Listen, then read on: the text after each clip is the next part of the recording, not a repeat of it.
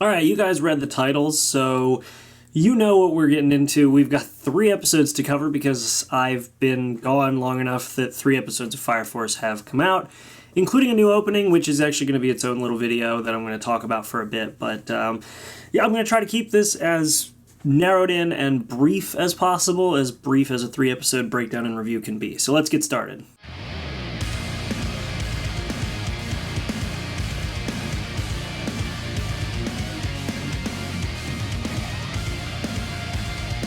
So, of course, I'm going in chronological order, which makes sense. We're going to start with episode 13 because we left off last time with quite a misunderstanding between Fire Company 8 and with Waka. So it actually spreads through the entire town, and we discover why very quickly. But before that, we have Kandro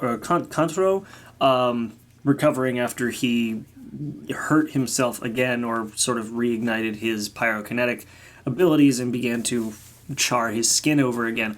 And he was saying that, as a soldier, you have to understand, his life's worth my life's worth nothing. I've got to, protect the leader. But with Shinra, he, of course, doesn't believe that. He doesn't like that perspective. And he says, if you need anything, call to me and I will be there. I will do my best to be there. And I think that really made an impact on Kantaro and the way that he acts, and we see that happen in the next episode, but for now, we're going to cover this episode. But it's cool, and I like the way that Shinra has that perspective whenever he has to deal with that kind of scenario. But anyway, getting back to what I was saying, so yeah, the entire town is misunderstanding or confused because they saw somebody else impersonating somebody they care about or that they know or whatever. And it's the doing of the White Clad, and at this point we don't really know if they've already been in the town or if they are just there to infiltrate. We don't really know, but it comes to a head in finding out what or how these imposters are being created when we see Hika and Hina fighting one another.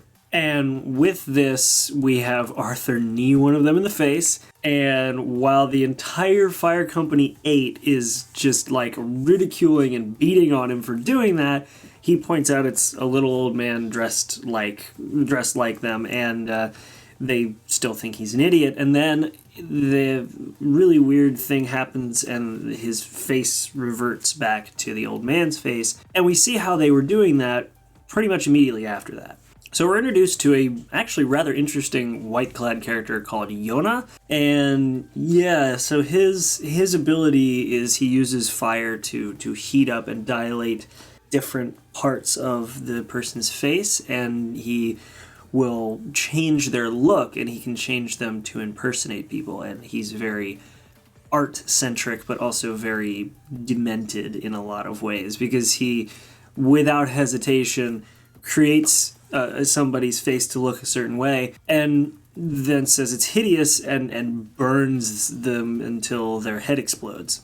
So, yeah, okay. It reminds me a lot of the Doctor from BioShock, if anybody remembers that game. I want to make them beautiful, but they always turn out wrong! Reminds me a lot of the Doctor early on, so yeah, interesting character, but also very scary. It is also worth noting at the beginning of this episode that we did see the creation of Fire Company 7, which was basically after the whole fight was done against these Infernals, including the demon.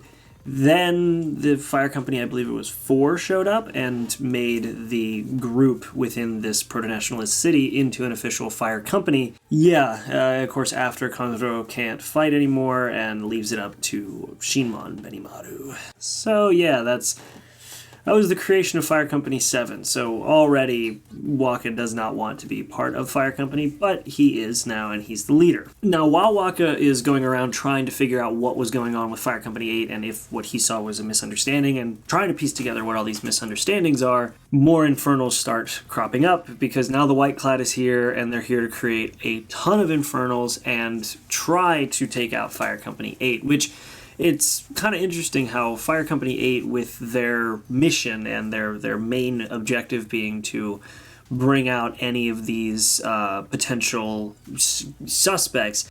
We've pretty much come to the realization that they bring havoc wherever they go. Not intentionally, but they have these companies bringing out the worst, or well, this company brings out the worst in the rats that are within any other company that exists. Of course, we see that with Fire Company 1, but on the same hand, we don't really see any rats in Company 7 because everybody is so closely knit in that area, but that area seems to be an area of power, which draws the attention of the White Clad anyway. Anyway, the attack begins, and of course, Company 8 can't do anything because they don't want to be the people who have become infernal, obviously they don't want them to be put down in the traditional way. They want to be put down in the way that Benimaru does it, or the way Waka does it, which is, a very proto-nationalist, informal way of doing it, but they can't really do anything. But then Company 8 starts getting attacked by Arrow, and, oh man, these arrows are very interesting, and their power is incredible,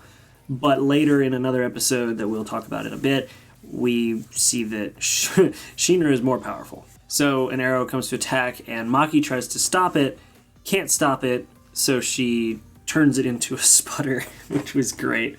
I just love the fact that she turns everything into these little sputter things if she can't block it or whatever. It's cute to me. Still best girl, just saying. Anyway, Shinra tries to draw the fire of the arrows, so he flies away to get them away from get the fire away from Fire Company 8. He doesn't really deflect the arrows, though it seems as though he kicked one, but it arced, and I don't know if he actually deflected it or not, but later on we see that he can deflect them, but then we get to trying to figure out what happened to Hikage. And they're trying to interrogate the guy who was impersonating her, and we see how intimidating Kandoro can be. And, well, then whoever was impersonating Hikage turns himself into an infernal, which happens more than once in this run of episodes. So, yeah. Anyway, he's put down by Fire Company 7, because, he's not from that area, so it doesn't matter anyway.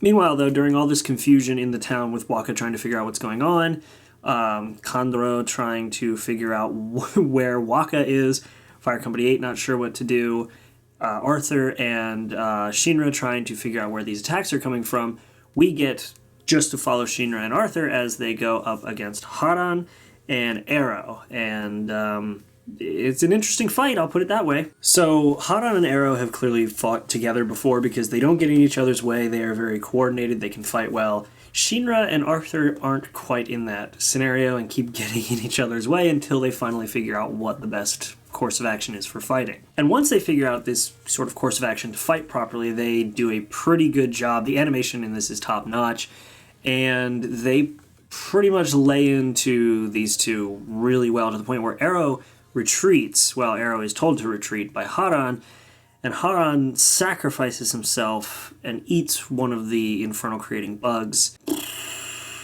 Well, yeah, and we'll get to that in a minute. Anyway, at the very end of this episode, of course, we have Kandoro trying to call out to Waka, and Waka putting down another infernal in the way that he does, and I actually really like that because it does show how kind-hearted he can, because he doesn't know who this infernal was in life, but he does put them down with the same respect that he puts down every infernal. So that is kind of cool that they respect that and that he has that level of compassion that we don't see for a while. And with that, we move on to episode 14, so let's get into what happens immediately after that. For some reason at the start, we get Obi talking about how people react in situations like this and the percentages of people who do things right, who do things wrong, and who just freeze. And then we have Waka and Kandoro. Waka finds Kandoro and they talk.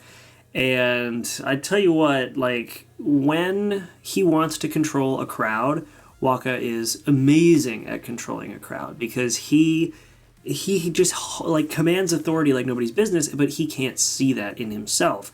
And it's an interesting trait to have as a character because he's very powerful.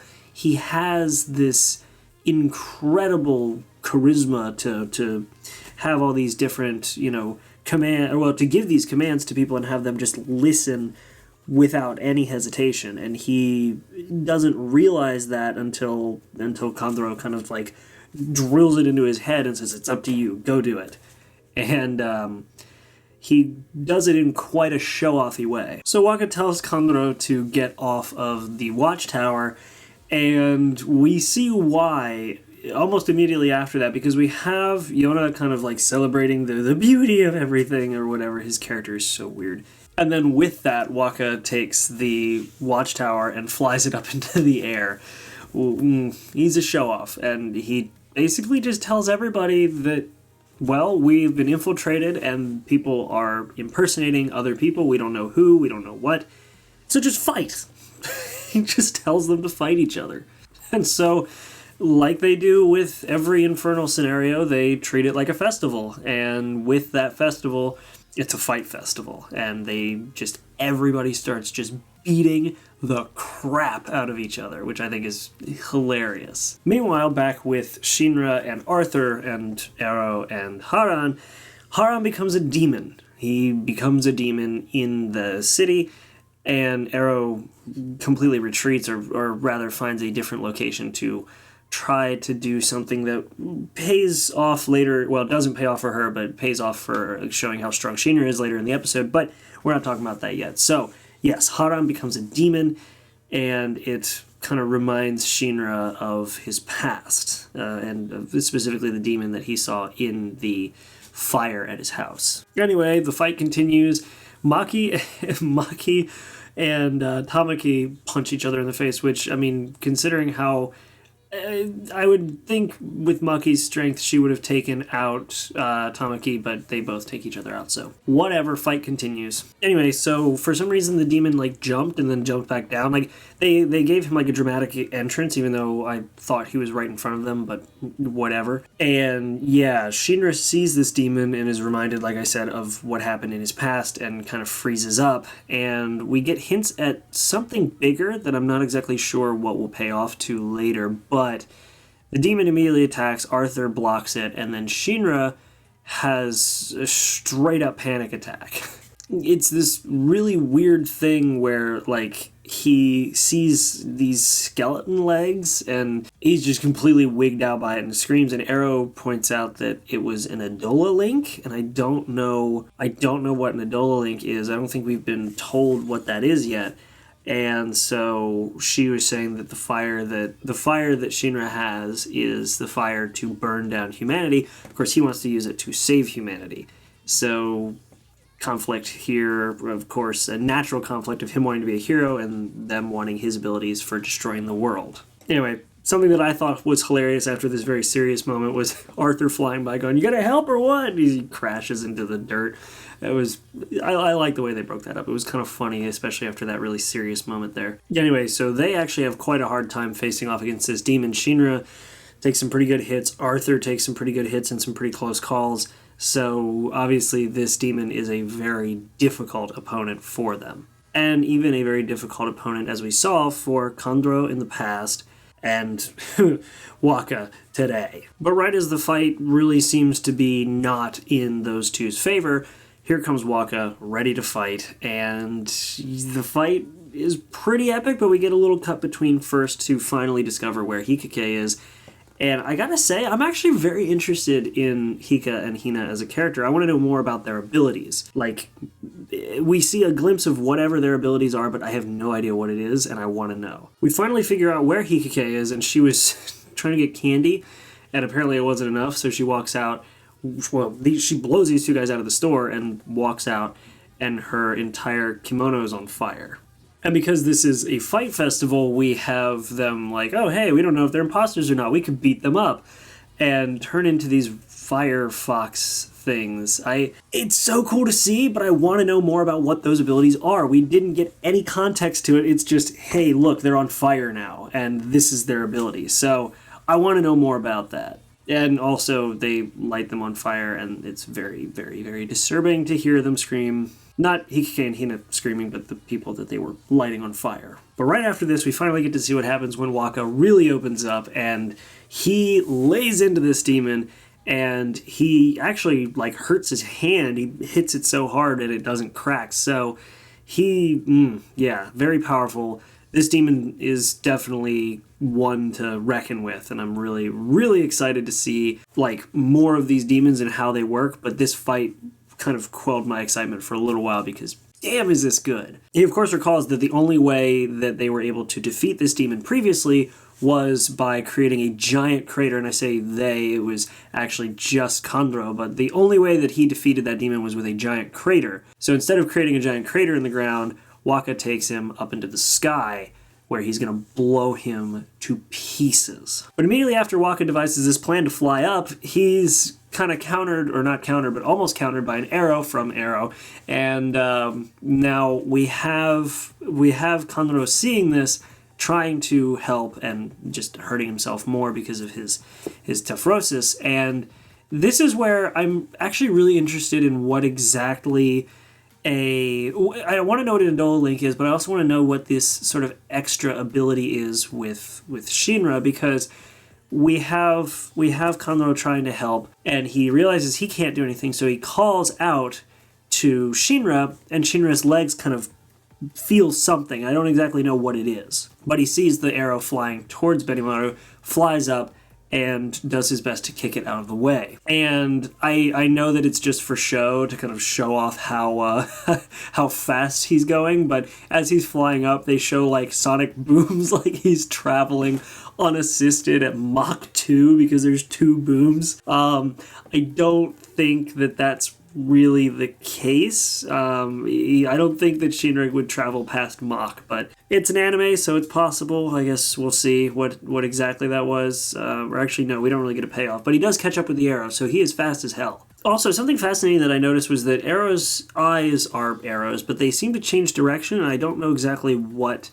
causes them to change direction, because she's looking up, and before she sees what's happening, her eyes, or the arrows in her eyes are facing down, and then it cuts closer and they're facing up. So I know with this series, it seems the eyes and whether they're glowing or not, and certain elements of their eyes have different meanings, so I don't know exactly what that means, but I guess we'll see. Anyway, Shinra kicks the arrow out of the way, and this gives Waka complete open time and a lot of space to take out this demon, and my god. He hits it with all of these things, all of these broomstick pole things, and a giant blast, and it doesn't do anything. So he then uses one final attack, the Crimson Moon attack, and I love the sound design of this show, just gonna say it, like this sounded so cool. And we really get to see just how truly powerful he is, but that was at his limit. He didn't get tephrosis, but he did actually burn himself out pretty badly. Like, he couldn't fly anymore, and Shinra had to fly him back. So, yeah, the White Clad have taken a loss of presumably a fairly powerful member, and they were defeated, period. So, quite the event. And at the end of all this, we finally have Fire Company 7 trusting Fire Company 8 and having created a partnership by sharing sake. And it's funny, too, because Waka gets a smile on his face when he gets some liquor in him, which was pretty funny, especially considering that Shinra was laughing at him, and with a big smile on his face, like, "You want me to kill you? I will." Like, I like Waka. He's a pretty alright character in my book. He definitely seemed to be very strict, but once he trusts you, he's a very great character, and I love it. And that was pretty much it for our interactions with Fire Company 7 so far, mainly because of the fact that we don't really have much else to talk about at the moment. They've gained their trust, and they're going to help, and we've overcome a massive event with all of this stuff going down with the Infernals and all that. So now we're going to move on to episode 15, which is brand new, and boy, there's a lot of stuff going on, specifically with Fire Company 8 now that they need to gain some more members. So episode 15 starts out, and we get a sort of different intro. Instead of Obi talking about the causes of death, they are talking about when the cataclysm happened, and then we get into the White-clad headquarters, and we see and get to hear Shinra's brother for the first time. Like, we see him for the first time a couple episodes back, but we hear him and see how he is, like how he acts. Yeah. Something tells me he's going to be quite a powerful little badass. Just throwing that out there. Especially with like this fire feather sword thing that he has. It's not even like fire, it's something else, but man, pretty cool looking. Anyway, after the little introduction we get with the White Clad and getting to see how things are going there after their loss, we get back to Fire Company 8. And we have Princess Hibana, of course, talking about how Fire Company 8 doesn't have any sort of science officer. They also don't have an engineer, but we get into that a little later in the episode. We're introduced to their scientist for their research department, which is Victor Leak, who we saw earlier in this very series. And if I remember correctly, he was interacting directly with Joker. So I'm wondering, because he talked about how he worked with Hajime and he was bored. And he wanted to get back out in the field so that he could experience more. He could experience more of the Infernos and get more data and stuff like that. And I wonder if part of his boredom in the Hajime Industries part was what caused him to interact with Joker. I don't know. I really don't. But yeah, he seems to be a little out there. But I don't know. He hasn't really been associated, at least not directly in this show, with any bad guys apart from Joker. He's been associated with Hajime, who we know is kind of shady, but also not like a villain. And he's now with Fire Company 8, so I don't know, but he's definitely an interesting guy. But apart from his introduction, this episode actually very heavily revolves around the main group trying to recruit their new engineer, Vulcan. And when Obi first brings up that he wants to recruit Vulcan, Hibana ridicules him for trying to do that because he's very difficult to get a hold of, asks if Obi's taking this seriously, so he very clearly has this aura about him of not wanting to be... Well, he's rejected every single member of the Fire Force from all different companies who have requested it, so we get a chance to see whether or not Fire Company 8 is any different to him, and spoilers, at the start, it's not. Anyway, so Obi tells Arthur, Shinra, and Iris to go in their civvies and actually try to recruit him, and doesn't go well. They have soda cans thrown at them, so there's that. Of course, after they've been hit with soda cans and are sort of getting frustrated, we are introduced to Yu, who is one of, or I think the only apprentice of Vulcan. And there's a lot of stuff we learn in this episode about Vulcan, about his family, about the world before all of this. This is going to be the longest part of the review, I feel like, possibly, which this is already a long review, so thanks for sticking around. But even with you giving Vulcan the parts and having Vulcan come out and reveal his face and they see who he is, even with all that, he still says no, throws cans at Arthur and Shinra, and that's that. But we see all of the creations that Vulcan has made, and they're all animal-based. And we learn that apparently the animals that he creates, they have not always been around. In fact, they are pretty much not around at all now, or most of them are very close to extinction or extinct. We also learn that because Vulcan has been denying every single fire company that's come to recruit him, Giovanni's in this episode, and he is a bastard, I will just put it that way. Basically cut off all means of getting the parts he needs, rather. So yeah, Giovanni and Fire Company, whatever company he's with, 2, I believe, they have cut off all of Vulcan's means of getting any kind of support or parts or anything, so Yu has been getting the parts for him. Anyway, so yeah, then after that little touching moment, Yu brings the group into Vulcan's house, where we're introduced to Lisa, who is a domestic partner of Vulcan, I suppose. We also see how Vulcan works on things, which is weird, and he, kicks an entire engine block against the wall.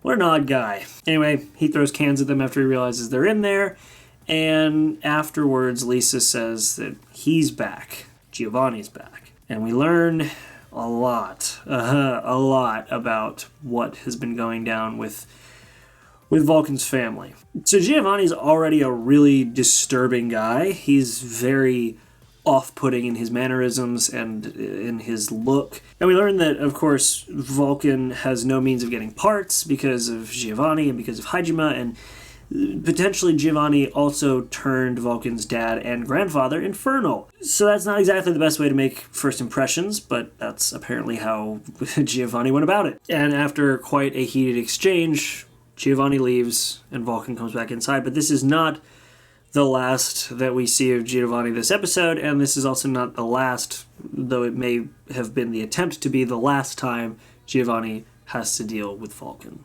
Shinra tries to recruit Vulcan after this by telling him that he could be, or he would be safe, he would be useful at Fire Company 8, I'm sorry. And then, of course, the serious moment is broken up with Iris pushing buttons and Arthur touching a squirrel that pees. Alright. It's after this moment, though, that we see something that really does speak to Vulcan's character, how kind-hearted he is, how driven he is, and the goal he actually has. This chair is so squeaky. Because Iris picks up this little ball thing and asks what it is after, of course, pressing all these buttons and launching an elephant head into space. And so Vulcan shows them and says, I'll show you something, but I'm not going to join your company, and shows them this hologram machine that shows the world before the cataclysm and all these animals that are now extinct.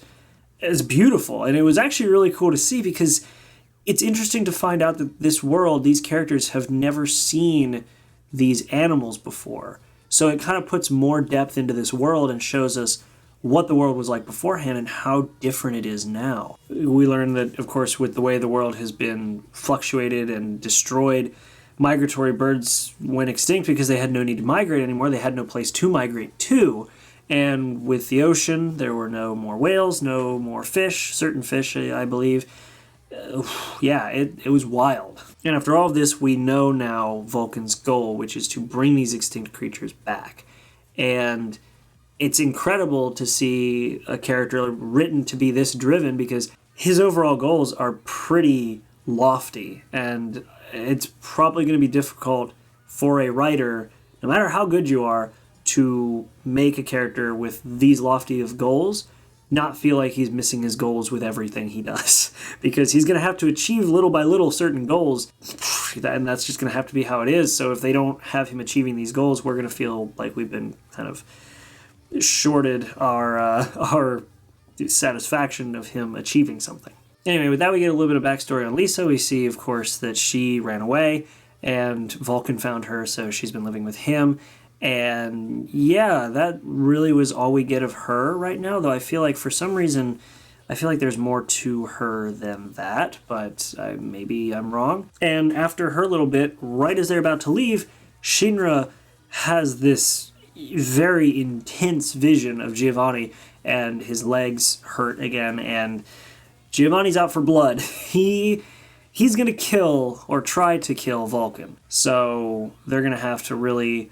I'm feeling there's going to be a big fight coming up soon, and we'll see how that goes. But with that, we have Shinra saying that they can't leave, they need to stay and protect Vulcan.